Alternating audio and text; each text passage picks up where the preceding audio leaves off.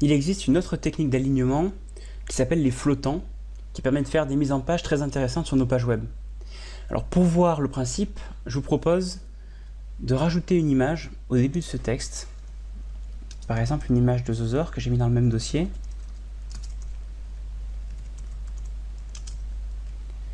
Et on va voir déjà ce que ça donne quand on met une image suivie d'un texte. Voilà, on a ça, on a l'image et on a le texte qui commence en bas de l'image, puis ensuite il continue à la suite.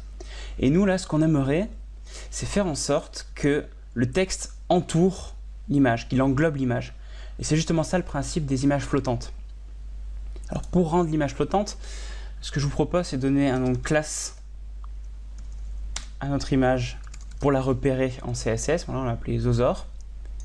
Et en CSS, on va écrire .zothor. Et là, on rajoute la propriété float left. Voilà. En faisant ça, on voit que l'image est positionnée comme ceci et le texte l'englobe, ce qui est vraiment joli.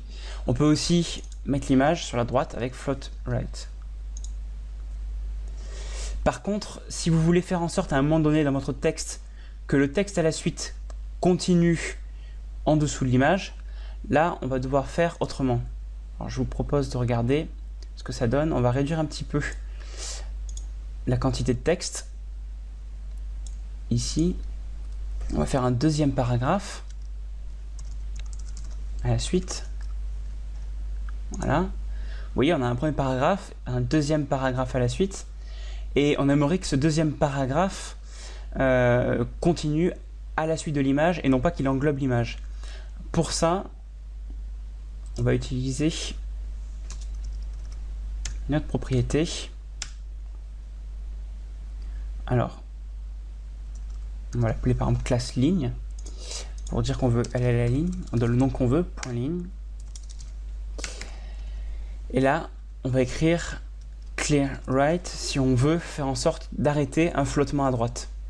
Et ça aura pour effet de faire en sorte que le texte continue juste après l'image. Et si on avait fait un float left, on aurait écrit clear left. Ou encore, on peut écrire clear both, ce qui marche dans les deux cas.